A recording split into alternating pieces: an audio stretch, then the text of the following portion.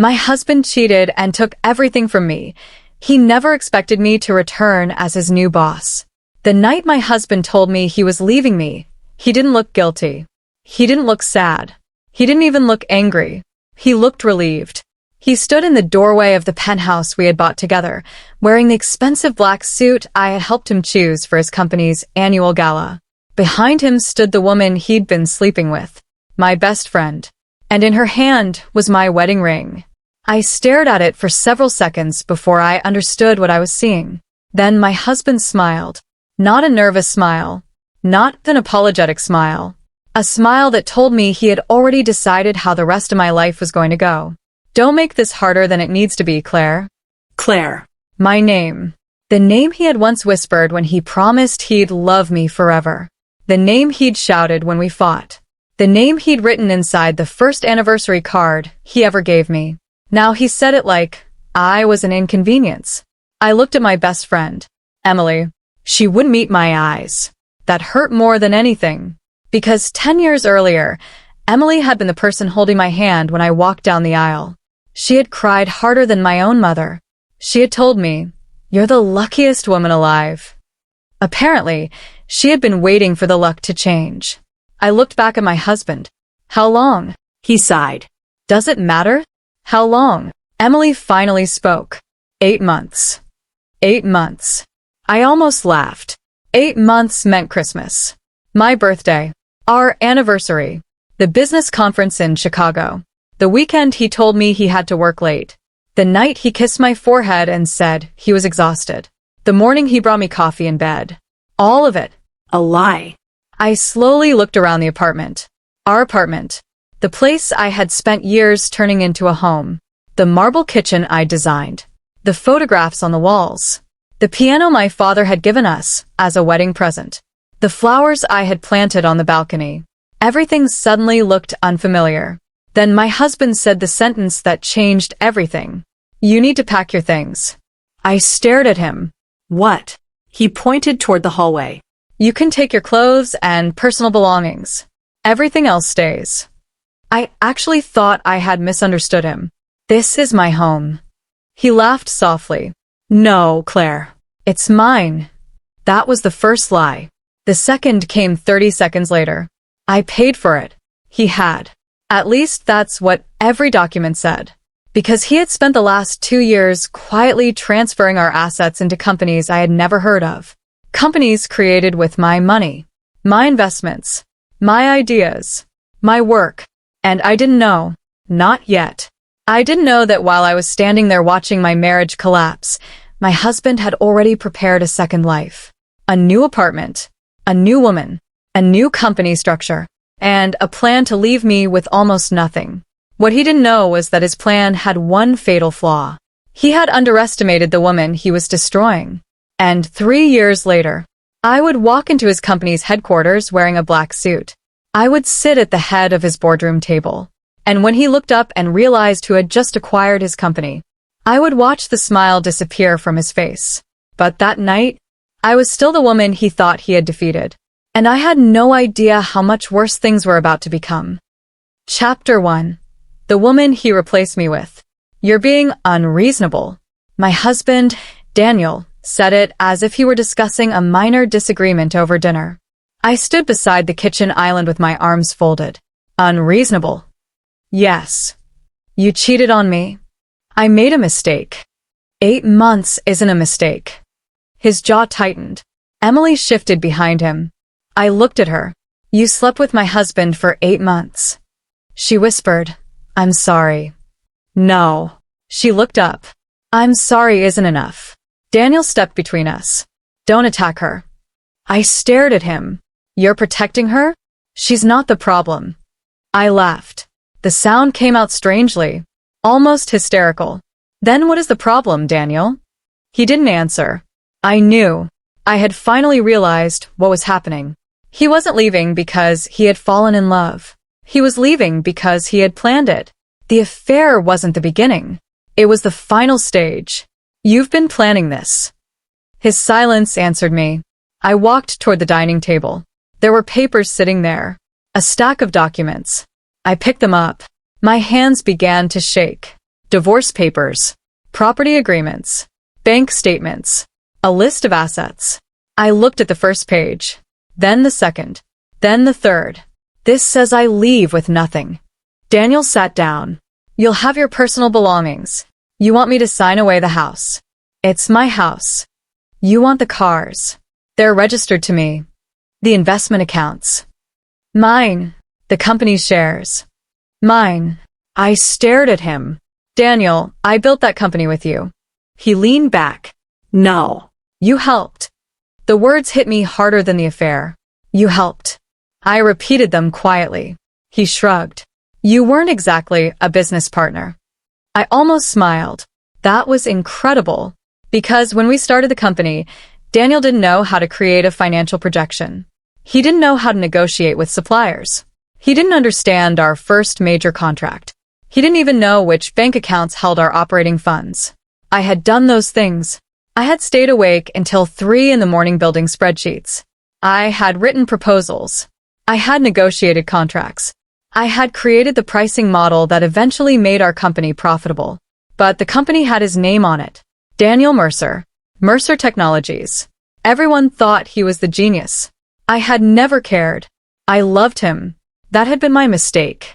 You want me to sign this? Yes. And if I don't? He looked at me. Then we'll let the lawyers handle it.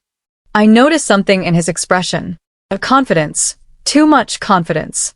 You've already spoken to a lawyer. Obviously. How long? He didn't answer. How long have you been preparing this? Claire? How long? He looked away. 3 months. 3 months. While sleeping beside me. While pretending to love me. While having breakfast with me. While asking me what I wanted for our anniversary. 3 months. I put the papers down. I'm not signing. Daniel's eyes hardened. You should think carefully. I have. You don't understand what happens if you fight me. I understand perfectly. No, you don't. He stood. Claire, I've already protected myself.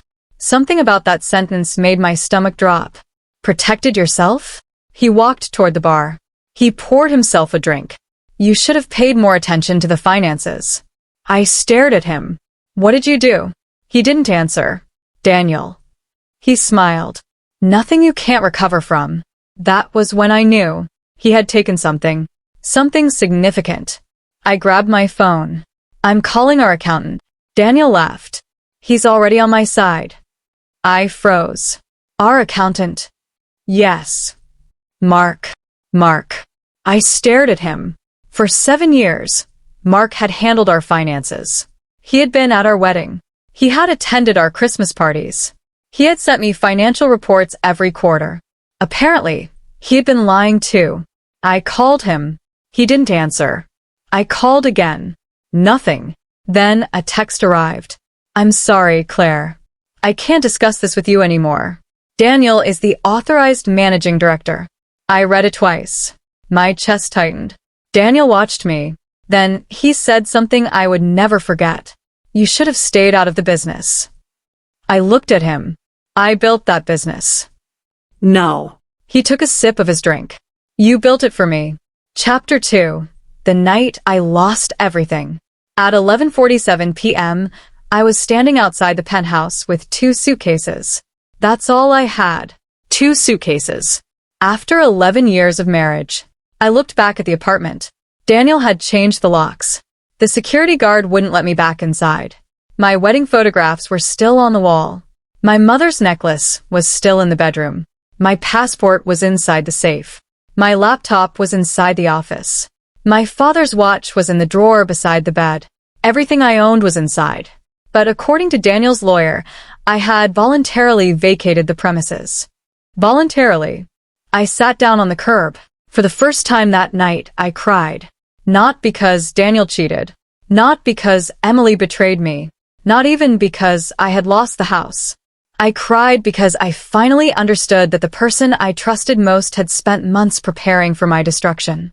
And he had been smiling at me every morning while doing it. My phone rang. It was my younger brother, Ethan. I answered. Claire? I couldn't speak. Claire, where are you? I told him. He came within 20 minutes. When he saw my suitcases, He didn't ask questions.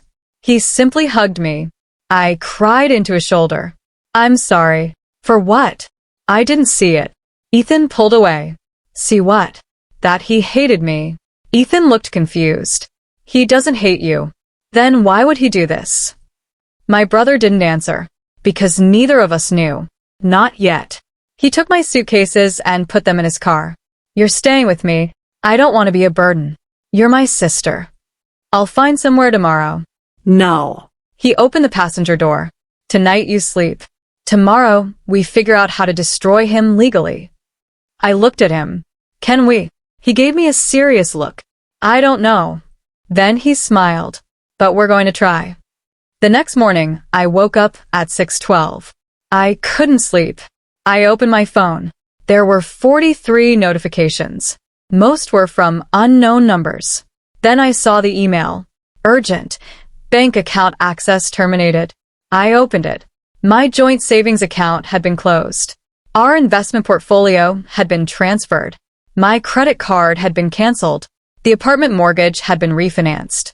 I stared at the screen. Then another email arrived. Divorce petition filed. I felt sick. He had filed before he even told me. Everything had been prepared. I called my lawyer. She was recommended by Ethan. Her name was Rebecca Stone. We met at 9 a.m. Rebecca was in her early 50s, sharp-eyed, calm, and completely unimpressed by Daniel's wealth. She reviewed the documents. Then she looked at me.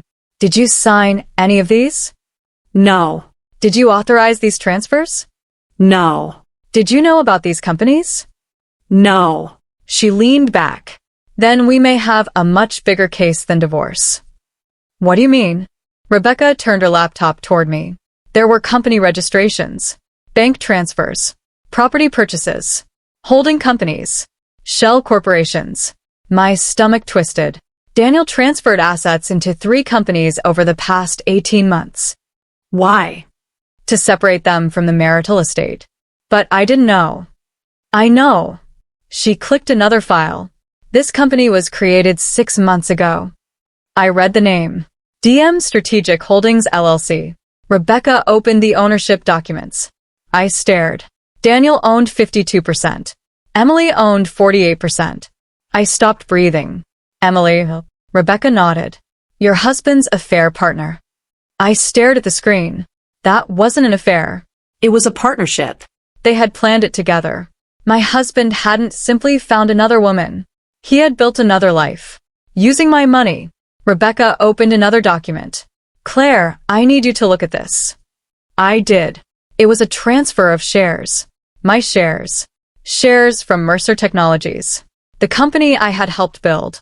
The document showed that my shares had been transferred to Daniel. I looked at Rebecca. I never signed this. I know. Then how? Rebecca zoomed in. At the bottom was an electronic signature. My signature. I stared at it. It looked exactly like mine. But I hadn't signed it. Rebecca's expression changed. Someone forged your signature. Chapter 3. The first crack in his perfect plan. For the next 6 weeks, I disappeared. Daniel expected me to fight. Then, he expected me to give up. Instead, I became quiet. Very quiet. Rebecca told me not to contact Daniel. Not to threaten him. Not to post anything online. Not to confront Emily. So I didn't. I stopped calling. I stopped texting. I stopped responding. Daniel probably thought I was broken. He was wrong. I was learning.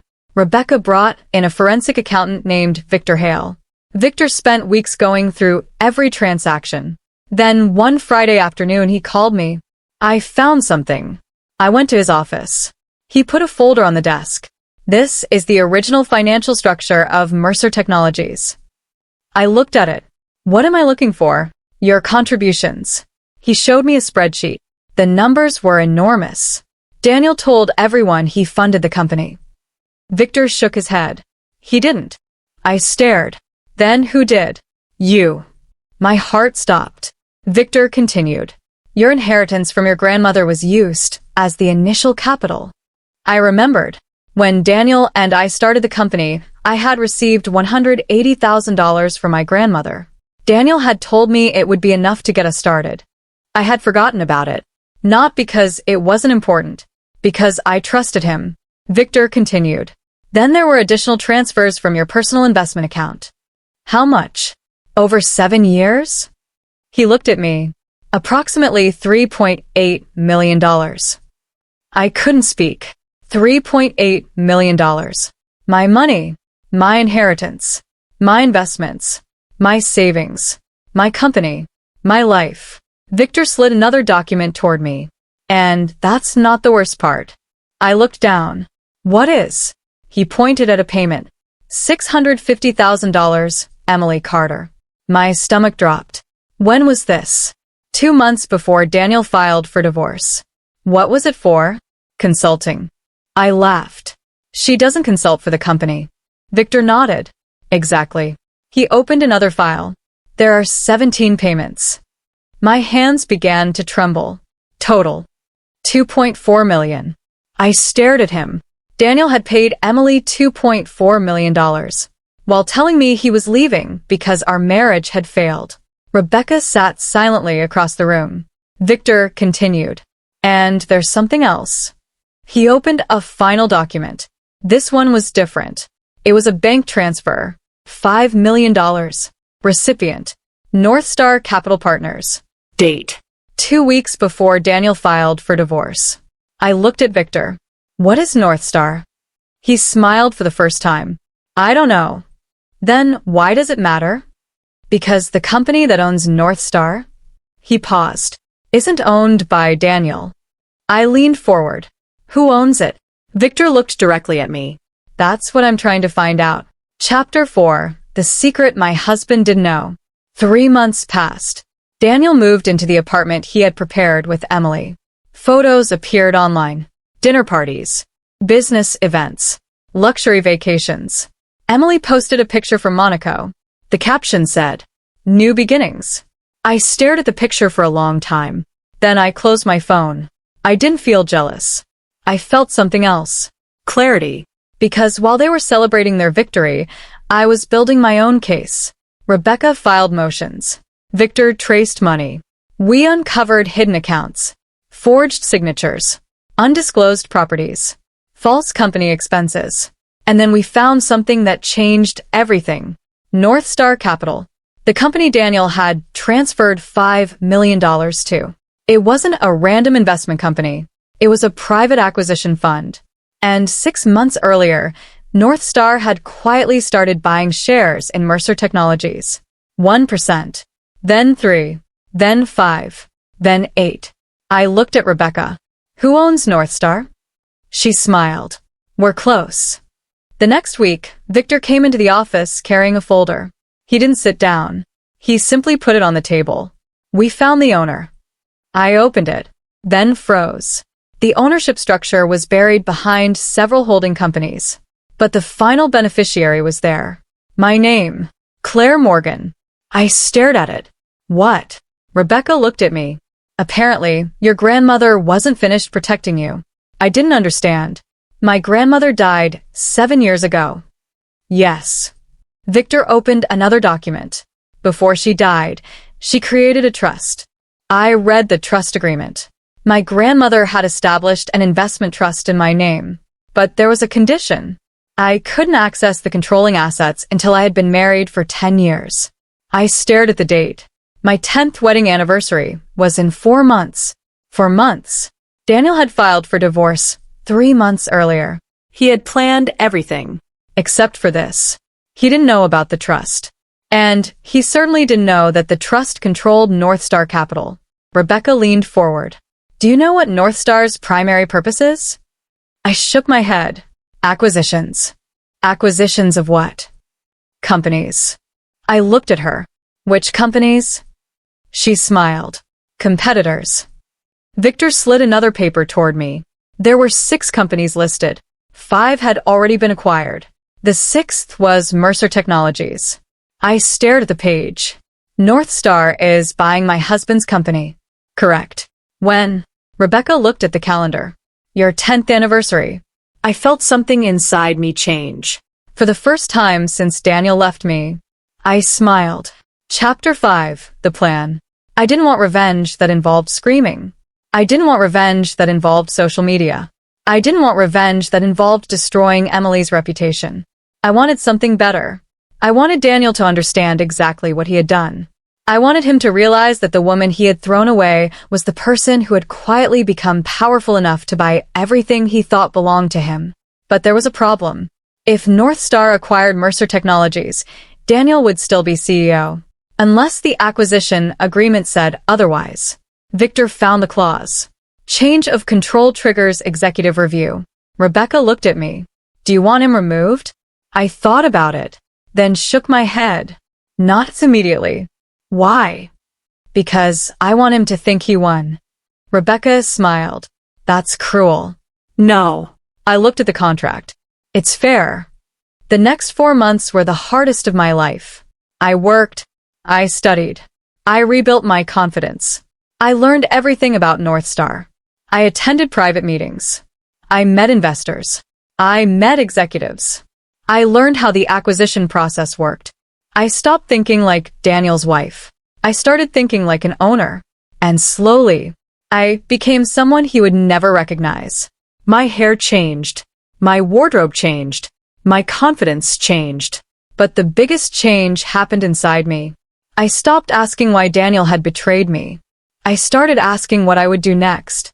Then the 10th anniversary arrived. October 18th. The date Daniel and I had promised to love each other forever. He probably expected me to spend it crying. Instead, I woke up at 5:30 a.m., put on a black suit, walked into the North Star headquarters, and signed the final acquisition documents. Mercer Technologies was officially mine. Again. But I wasn't finished. There was one final detail. The board meeting.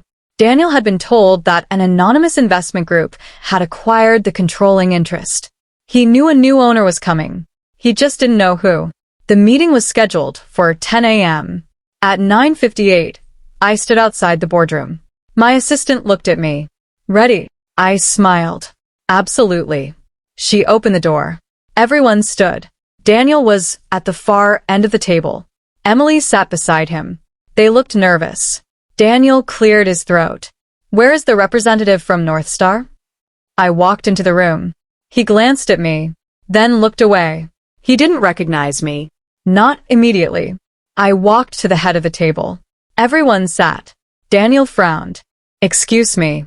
I put my folder on the table. He stared at me. Who are you? I slowly looked up. That's funny. His face changed. He knew my voice. His eyes widened. No. I smiled. Good morning, Daniel. He stood so quickly that his chair fell backward. Claire? Emily went completely pale. Nobody spoke. I sat down. Please. I gestured toward his chair. Sit. He stared at me as if I were a ghost. You? I smiled. Yes. How are you here? That's an interesting question. I opened the acquisition documents.